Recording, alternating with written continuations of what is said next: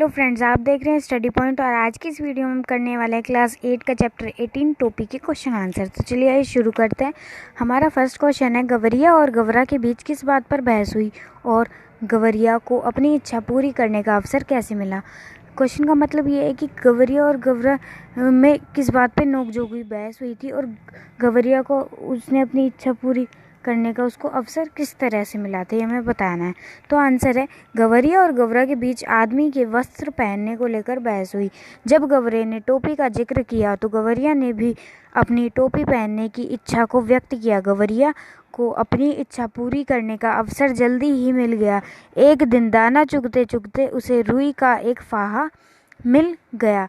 कहने का मतलब ये है इसमें कि गवरिया और गवरे के बीच किस बात पे बहस हुई थी, आदमी के वस्त्र पहनने को लेकर कि आदमी किस किस तरह के वस्त्र पहनता है, कैसे कैसे वस्त्र पहनता है। जब गवरे ने टोपी का जिक्र किया था कि भाई आदमी जो है टोपी भी पहनते हैं, तो गवरिया ने बोला कि मेरी भी इच्छा है कि मैं भी टोपी पहनूं। तो गवरिया की ये जो इच्छा थी वो जल्दी पूरी हो गई, क्योंकि जब वो एक दिन दाना चुग रही थी तो उसे एक रुई का फाहा मिल गया था। क्वेश्चन सेकंड है, गवरिया और गवरा की बहस के तर्कों को एकत्र करें और उन्हें संवाद के रूप में लिखना है। हमें जो उनके तर्क थे उनको एक साथ हमें संवाद के रूप में लिखना है। आंसर है, गवरिया बोलती है, आदमी को देखते हो कैसे रंग बिरंगे कपड़े पहनते हैं, कितना फबता है उन पर कपड़ा, मतलब कैसा कितना फबता हुआ लगता है। गवरा, खाक फबता है, कपड़ा पहन लेने के बाद तो आदमी और बदसूरत लगने लग जाता है। गवरिया, कपड़े केवल अच्छे लगने के लिए ही नहीं, मौसम मार से बचने के लिए भी पहनता है आदमी। गवरा, तू समझती नहीं, कपड़े पहन पहन कर और ज़्यादा गर्मी बरसात सहने की उनकी ताकत भी जाती रही है और कपड़ा पहनते ही पहनने वाले की औकात का पता चल जाता है। गवरिया, फिर भी आदमी कपड़ा पहनने से बाज नहीं आता, नित नए लिबास सिलवाता रहता है। गवरा, यह निरा पोंगापन है, अब तो नंगे ही भले, अपन तो नंगे ही भले। गवरिया, उनके सिर पर टोपी कितनी अच्छी लगती है, मेरा भी मन करता है टोपी पहनने का। गवरा, टोपी तू पाएगी कहाँ से, टोपी तो आदमियों का राजा पहनता है, मेरी मान तो तू इस चक्कर में पड़ ही मत। क्वेश्चन थर्ड है, टोपी बनवाने के लिए गवरिया किस किस के पास गई। टोपी बनने तक एक एक कार्य को लिखें। टोपी बनवाने के लिए जो गवरिया उसको किस किस के पास जाना पड़ा था और वो उसने जो भी कार्य किए थे एक एक टोपी बनने तक, उसको हमें लिखना है। तो आंसर है, टोपी बनवाने के लिए गवरिया सबसे पहले रुई का फाहा लेकर एक दुनिया के पास गई थी। दुनिया ने रुई का फाहा धुन लिया। उसके बाद कोरी के पास जाकर उसका सूत कटवाया। कटे हुए सूत को लेकर वह एक बुनकर के पास पहुंची। बुनकर ने उसे कपड़ा तैयार कर दे दिया। कपड़ा लेकर वह दर्जी के पास गई, टोपी सिलवाने पहुंची थी। दर्जी ने टोपी सिलकर उस पर 5 फूंदे जड़ दिए। इस तरह गवरिया की टोपी तैयार हो गई थी। कि जो गवरिया थी वो टोपी बनवाने के लिए पहले तो उसे रुई का फाहा जो मिला था उसे दुनिया के पास धुनवाने गई थी। फिर जब उसने धुन दिया था तो कोरी के पास गई थी उसका सूत कटवाने के लिए, और कटे हुए सूत को लेकर वो बुनकर के पास गई थी।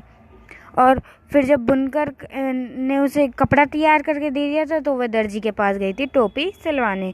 फिर उसकी टोपी तैयार हो गई।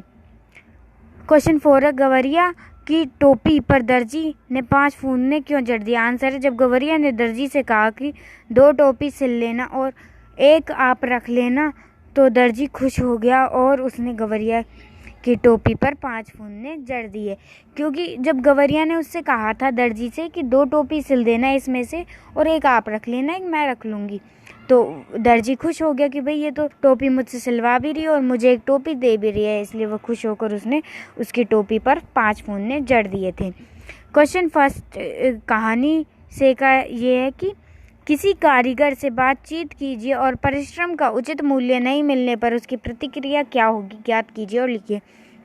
क्योंकि आपको किसी कारीगर से बात करनी है और वो जब इतनी कठिन परिश्रम करके किसी चीज़ को तैयार करता है, कोई चीज़ बनाता है, तो उसको उसका सही दाम भी नहीं मिलता है, तो उसको कैसा लगता होगा। तो इसका आंसर है कारीगर अपनी मेहनत से वस्तुएं तैयार करके और उन्हें बेचकर अपना जीवन यापन करते हैं। यदि उन्हें उनके परिश्रम का उचित मूल्य ना मिले तो वे बहुत ही दुखी होते हैं। यानी कि कारीगर एक तो मेहनत से वस्तुएं तैयार करता है और जब भी उन्हें बेचकर जब वो अपना जीवन चलाता है और तब भी कोई आदमी ऐसा होता है कि वो उचित मूल्य नहीं देता तो उन्हें बहुत ही दुख होता है। क्वेश्चन सेकंड है कविता से आगे का।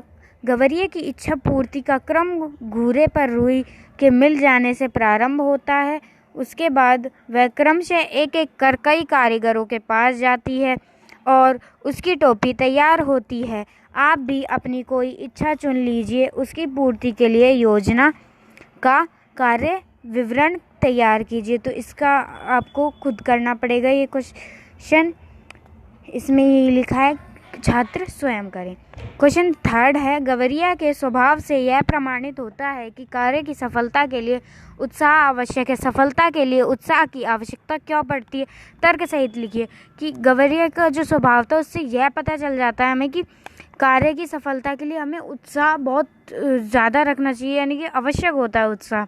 उत्साह नहीं होगा तो हमें सफलता भी नहीं मिलेगी। और सफलता के लिए उत्साह की आवश्यकता क्यों पड़ती है इसका हमें तर्क भी बताना है। तो तर्क ये है कि उत्साह से किया गया कार्य हमेशा सफल होता है। जो हम कार्य उत्साह से करते हैं वो हमेशा सफल होता है। गवरिया के मन में टोपी सिलवाने के प्रति उत्साह था तो उसे कार्य को पूरा करना की राह पर भी मिल गई थी। कि गवरिया के मन में टोपी सिलवाने के प्रति उत्साह था, वो चाहती थी कि मैं टोपी सिलवाऊं, तो उसे उस कार्य को पूर्ण करने के लिए क्या है राह भी मिल गई थी। क्वेश्चन फर्स्ट है टोपी पहनकर गवरिया राजा को दिखाने क्यों पहुंची, जबकि उसकी बहस गवरा से हुई और वह गवरा के मुंह से अपनी बड़ाई सुन चुकी थी, लेकिन राजा से उसकी कोई बहस हुई ही नहीं थी। फिर भी वह राजा को चुनौती देने पहुंची। कारण का अनुमान लगाइए कि जो गवरिया है टोपी बनने के बाद पहनकर उसे राजा को क्यों दिखाने गई थी, क्योंकि उसकी बहस तो गवरा से हुई थी और गवरा से उसने उसकी तारीफ भी सुन ली थी उसके मुंह से, गवरा के मुंह से। गवरिया ने जब भी वो फिर और राजा से तो उसकी बहस भी नहीं हुई थी, फिर उसके पास क्यों पहुंची? तो आंसर है टोपी पहनकर गवरिया राजा को दिखाने पहुंची क्योंकि गवरिया की टोपी सुंदर थी और राजा को बताना चाहती थी कि यदि सबको उनकी मेहनत के अनुसार पैसे मिले तो सब अपना काम उचित ढंग से करेंगे।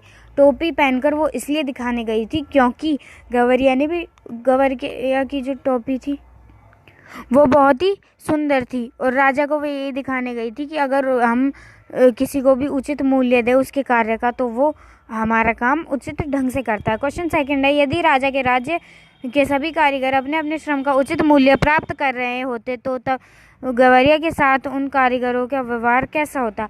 अगर राजा के सभी कारीगरों को उनके काम का उचित मूल्य मिलता तो गवरिया के साथ वो कैसा व्यवहार करते? यदि राजा के राज्य के सभी कारीगर अपने अपने श्रम का उचित मूल्य प्राप्त कर रहे होते तब गवरिया के साथ उन कारीगरों का व्यवहार विनम्र रहता। सबको ऐसा लग रहा था कि गवरिया भी मुफ्त में काम कराने आई है, क्योंकि जब उनको उचित मूल्य नहीं मिलता था तो अगर उनको उचित मूल्य मिल रहा होता तो वह भी क्या विनम्रता से पेश आते गवरिया के साथ, और सब लोगों को ऐसा लग रहा था कि गवरिया तो अपना काम फ्री में कराना चाहती है, मुफ्त में कराना चाहती है। क्वेश्चन थर्ड है चारों कारीगर राजा के लिए काम कर रहे थे। एक रजाई बन रहा था, दूसरा अचकन के लिए सूत काट रहा था, तीसरा धागा बुन रहा था, चौथा राजा की 7वीं रानी की 10वीं संतान के लिए जब्बे सिल रहा था। उन चारों ने अपना काम रोककर गवरिया का काम क्यों किया था? क्योंकि राजा का वो चारों लोग काम कर रहे थे, जब भी उसने गवरिया का काम क्यों किया? इसका आंसर है चारों कारीगर राजा के लिए काम कर रहे थे, फिर भी उन चारों ने राजा का काम रोककर गवरिया का काम इसलिए किया क्योंकि उनको उनकी मेहनत का जो है उचित मूल्य मिल रहा था।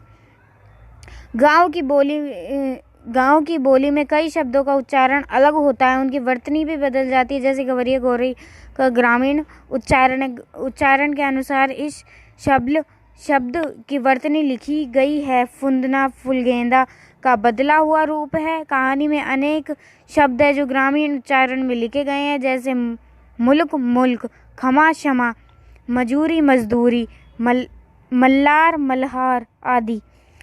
आप क्षेत्रीय या गांव की बोली में उपयोग होने वाले कुछ ऐसे शब्दों को खोजिए और उनका मूल रूप लिखिए, जैसे टेम टाइम, टेसन टिसन स्टेशन। इसका आंसर है मर्द को क्या बोलते हैं, मर्द बोलते हैं, भैया को भैया, दुर्बल को दुबला, ग्राम को गांव।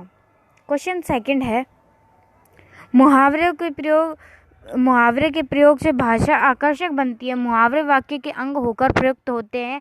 इसका अक्षरशः अर्थ नहीं बल्कि लाक्षणिक अर्थ लिया जाता है। पाठ में अनेक मुहावरे आए हैं। टोपी को लेकर 3 मुहावरे हैं, जैसे कितनों की टोपी पहनानी पड़ती है। शेष मुहावरों को खोजिए और उनका अर्थ ज्ञात करने का प्रयास कीजिए।